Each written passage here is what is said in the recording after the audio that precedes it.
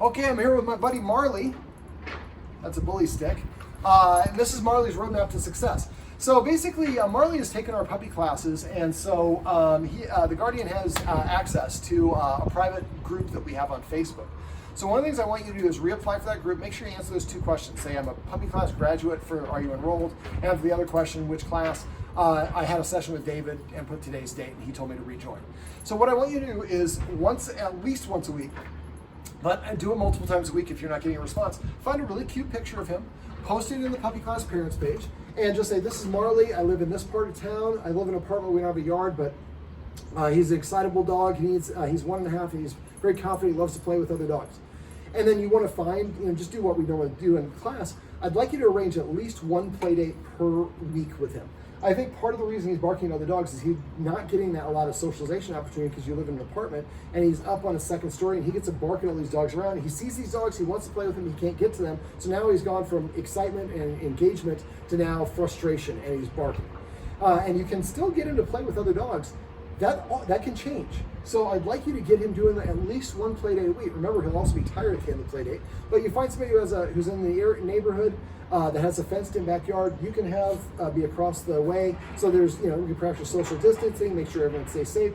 Make sure you give him those timeouts. Remember, grab him by his hips and pull him back away. So if this is his butt, his tail's coming this way, I put my hands around his hips and pull him away, and the other person does the same thing. Anytime they pass level 5 energy, it doesn't mean that he's aggressive or doing something inappropriate. It just means that the intensity level's too high. If you let him get too intense, that's when fights and problems happen. He needs to practice self-restraint and self-control. Come. All right, a little passive training. All right, so try to set that up and really make an effort for the next 2 to 3 months, one play date a week. But if you can do more, the better. The more repetition you get, the faster you're going to see results. Okay, we also talked about exercise. We did a little doggy stairmaster. Remember to do that, all these exercises with an empty stomach. Doggy stairmaster, scent games. Google it. You can just hide treats around. Feeding him, playing fetch. And on the walks, again, remember to let him sniff as much as he wants, as long as it's safe to do so. Also, get a snuffle mat. Once you've kind of finished the stuff in the video above, I'd like you to start feeding him on a snuffle mat. That kind of puts it in a larger area. That will also help a little bit with if there's a resource guarding problem. But it also is going to make him work for his food, so that makes feeding him almost like exercise. It is exercise. It's also calming, stimulating, and relaxing. I'd also like to get one of those Omega Paw tree balls, and when you have friends or people come over or you have a conference call, you can load that sucker up. Now, for your routine for him, what I would get in the habit of doing is, I'm going to talk about drop in a minute, is basically get up in the morning, take him out to do his business, bring him up upstairs, grab some crack or whatever those treats are with an empty stomach, throw those treats up and down the stairs for 2 to 5 minutes, whatever. I'm guessing here it's about 2 to 3 minutes. And then when he's all tired and we're cooling down, you go jump in the shower, do your morning ritual, they come out. Then he's been able to relax. Then you do the hand feeding exercise we went over above, or you can start feeding him out of a snuffle mat. You're going to have remember, you can set him up for success before you have a conference call or a Zoom call. Exercising on the doggy stairmaster, or maybe if it's a long call, get one of those Omega Paw treat balls loaded up with his food. So do a little doggy stairmaster. He's tired. It's going to be a long meeting, so he's tired for the first part of the meeting. He comes over, starts jumping around. Well, then you can take that thing and roll it on the ground. Now he's nudging this thing around to get his food. He's working for his food, and he's giving you the opportunity to have your work meeting or your Zoom meeting or whatever it is, and you set him up for success. So remember, you can also exercise him before walks. A lot of people don't recognize that. So you can do a little doggy stairmaster, give him 10 minutes to recover, then take him out for a walk. And you probably won't need as long of a walk. Now, I have a video on my website. If you go to my website and click on where it's dog training tips and click where it says calm leash, or don't click it, but put it in the search box, calm leash, you'll see a video that explains the exercise that I talked about that'll help him be calm on his leash. But that's really important. It's also important to practice that a couple times a day when you're not going for a walk, so that desensitize. And remember, don't narrate, don't say, we're going for a walk, we're going for a walkie. No, just go through the process. Okay, so that's exercise.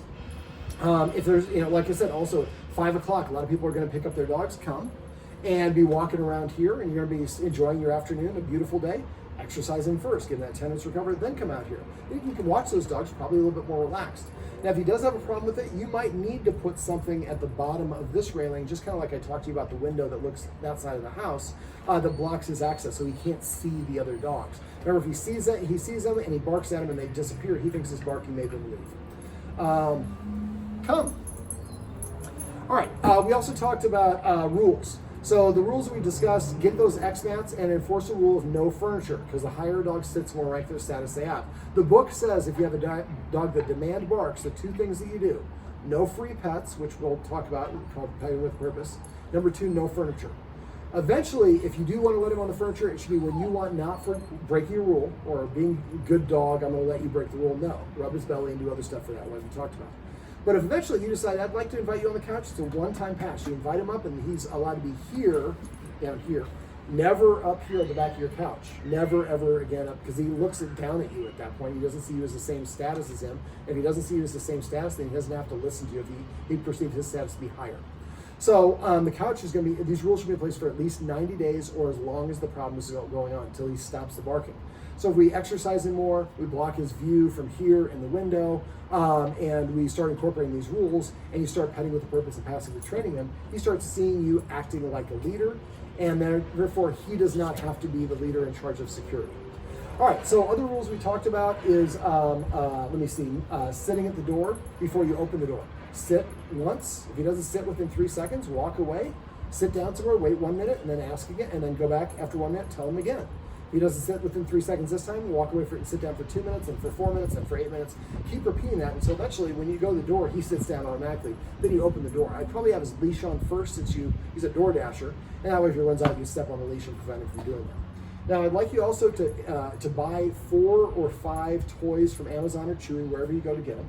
And every time you give it to him, give yourself 10 treats. Keep those treats in this hand. So you give him and he's walking around with a new toy, feels like the cock of the walk, he's all happy. Walk over to him, hold the treat in front of his nose.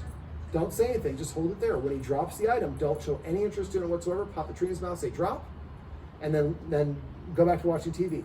He smells you have treats. Now I'm not giving him any more treats until you disengage. Once he disengages, you might tease him a little bit with the toy, throw it. He goes and gets it, and you play fetch with it. That works as well. But you hold the treat out. Eventually, he'll just start spitting out the low value item. Eventually, you get him to spit out the higher value item, like bully bites and bully sticks. Speaking of bully bites and bully sticks, don't buy him a really long one if you don't want him to eat the whole thing. They make bully bites or bully sticks that are about 6 inches. And that's plenty. You probably won't go even through the whole thing. So we want to avoid at all costs taking things from them, because that's really part of why dogs start to guard resources, because we're proving to them that we are thieves. So we want to prove to them that we're not a thief. My approach, like I talked in the video above, is actually a good thing. Or touching you while you're eating is also a good thing. But every time we steal something from him, that becomes a problem. Also, the bully sticks, when you have a half one, keep a couple half ones up. So if he doesn't steal a remote control or shoes or something he's not allowed to have, you can ask him to drop. When he drops, you put the treat in his mouth. I usually have 2 treats and then a trade object. So the dog's mouth is here. I hold the treat to get him a drop. As soon as he drops, I put it in his mouth and say the word drop. And while he's looking at this one, I throw this one over there so he turns and walks away. That gives me the ability to pick this up without him seeing it. I put it away, and then I have my trade item. And he turns around looking for it. I give him something of equal or greater value. So now he doesn't see it as a loss. It's just you're changing out my stuff. But I got 2 treats for it, and I end up with something just as good as what I had before. And eventually, he won't have that need to growl or protect his resources. Also, not being allowed near you when you're eating or in the kitchen when you're cooking. And you use those escalating consequences to enforce those. Now, you can also search on my website for invisible or the word kitchen, and it will show you how you can teach a dog to stay out of the kitchen using the escalating consequences. Now, if you have questions on those or anything else, like I said, make sure you let me know. Now, we also went over petting with a purpose and passive training. Petting with a purpose is if you want to pet him, you're going to tell him to sit or to lie down. If he wants you to pet him, he's going to come up and you're going to give him instead of nudging him, stop petting him when he jumps up, because that's also when I jump up on someone and they pet me. As a dog, that means my way of saying, you belong to me, and I'm saying, yes, I do, by petting you. So he jumps up on you, freeze, wait for him to get down. When he gets down, then tell him to sit or lay down or something else and pet him for that activity. For the demand barking. So the instant he starts barking at you, not outside, but he barks at you because he wants attention. Stand up, walk to your room, close the door behind you, wait for him to stop barking. And, depending on how intense his barking is. If he's barking a lot, you might just wait for that break breath in between barks before you come back in. But normally I'd like you to leave, wait for about 10 to 20 seconds with no barking before you come back out. If he barks again, go right back in the room. So make sure you have like a bottle of water in your room, something to read, your iPad or your phone or whatever, so you can be in there. If he barks for 10 minutes, let him bark for 10 minutes. And if he does that, I would again send a note to your neighbors like we talked about. All right, so petting with a purpose, if he nudges you or jumps up on you, he's telling you what to do. Instead, you give him a counter order, tell him to sit. If he sits, you put him under his chin, say the word sit, and pet as much or as little as you want. And then if he does it and then you stop petting him, he sits again, probably saying I need a little more exercise. And just do doggy stairmaster really quick. If he doesn't sit, remember, playing hard to get works great for dog training, or for dating, it works great for dog training too. So you tell him to sit, he doesn't sit. So he's barking at a golf cart. So this is the consequence that I'm mentioning to you. I'm walking him away from the stimulus. So anytime he's reacting, the best thing you do is increase his distance between that and what he's reacting to. Now, that was a golf cart. Come. If he does that for trucks and golf carts and stuff like that, let me know. We can actually come back and do a 1-hour follow-up session where we do some counter conditioning, where we actually arrange to have the guy on the golf cart or a truck to be around, and we actually teach him that when a golf cart or a truck is around, it's a positive thing. All right, so for petting with a purpose, you're not going to pet him anymore unless he does something that you ask him to do. And you're going to ask him to do it only one time. And when you ask him, he has 3 seconds to comply. If he doesn't do it within 3 seconds, lean back, grab your phone, do something else, show him I have other things going on. After a while, he'll start sitting in front of you to prepay for attention. When he does, make sure you pet him and say sit or come, whatever it is. So sit or down. If he's already sitting here, tell him to sit over here or lay down. He just has to do something to change his state unless he prepays for it. Now, also, and put some notes around to help you remember. No free petting. And you're going to catch yourself petting. Oh, shit. Sit. And then pet him for sitting if he does. If he doesn't, then you stop the petting. This will make your pets more valuable because I don't get them for anything. I have to earn them. That will boost his self-esteem. It also increases confidence, respect for you as an authority figure. And it helps him practice sitting and coming and laying down. Those are good, important things. Now he's practicing listening to you and being obedient to you. As opposed to before, he didn't have any reason not to. That's why I went over that clicker exercise. So that clicker exercise, I want you to do that before you go on walks. So grab a treat pouch, load it up with a bunch of treats, and do about 3 or 4 in your living room. Walk around, walk away, tell him to come or sit or down, then walk a couple feet away and repeat that 3 or 4 times. After a while, he'll just follow you everywhere. He'll be just sitting immediately. You'll be amazed how fast he sits. Then go to the bottom of your stairs. Do 2 or 3 more there. Then as soon as you go out the door, do a couple there. And then like every 10 paces or so, you're stopping and asking for a sit or a down. So you're helping him practice paying attention to you and practice obedience and practicing listening to you and practice having good things happen when he does. So after a while, he'll pay more attention to you on walks. And then it's going to help you redirect his attention and also get him to listen to you better on walks. Also, exercising before a walk, like I said, also makes a big difference. And make sure he's calm when you leash him will make a big difference. You have about 3 or 4 components that are related to his behavior outside on the walks. So make sure you're setting him up for success by exercising him. You're helping him practice listening to you. You're creating structure by the rules and stuff inside. And all those things will lead to a better experience for the walk and help him be calm during the leashing process. Hey. Sit. Sit. Now, passive training was what I was doing earlier. So remember, every time he comes to you, pet him and say, come. Every time he sits, pet him and say, sit. Name all of your individual toys. Now, I saw a lot of bones and antlers. Bone, they can all be the same thing. But that little nylon that it's a Y, maybe call it Y. Get him a couple other toys, different shapes and sizes, and come up with a name for each one. So you can tell him, go get me the butterfly. The butterfly is maybe something that's circular or whatever it is. Come up with these fun command words, and then you create a better vocabulary. When he drinks water, say agua or water or happy hour or Merlot or whatever you want. Remember, try to use those fun command words whenever possible. So I asked you earlier what his motivation to listen to you was, and you really didn't have one. And I also asked you what he could do to make you happy, and you couldn't come up with those things. Well, now the motivation is doing the things that she wants gets me a reward or attention. But you have to stop petting him for no reason whatsoever because, well, I get it whenever I want. I won't sit now, but she'll pet me later. No, I'm not going to pet you unless you sit or lay down when I tell you to, or you come and offer that ahead of time.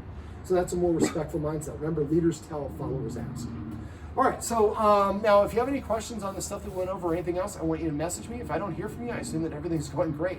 But again, remember for him, exercise needs to be every 3 to 4 hours, unless you have a meeting or some reason that you set him up for success and do it earlier. Just make sure you're always doing it with an empty stomach. Come here, buddy.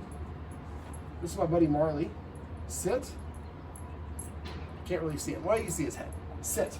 Remember, always the treat goes to the mouth first and say the command word after it. And that's something also to be careful of. You have a tendency, when I was watching the garden, when we were doing the clicking, sit, you get in the treat but didn't say it. The most important time to say it is when you're petting him or putting that treat in his mouth. So make sure you do that. You're also a little bit soft-spoken, so try to channel a little bit of bite and sit, not say. All right, they hear inflection. If you're too soft-toned, sometimes that will impact how well they listen to you or not. Come on, Marley. Sit. Sit. This is my buddy Marley. You can't really, you can see a little bit. And this is Marley's roadmap to success. Remember, everything you do trains your dog. Only sometimes you mean it.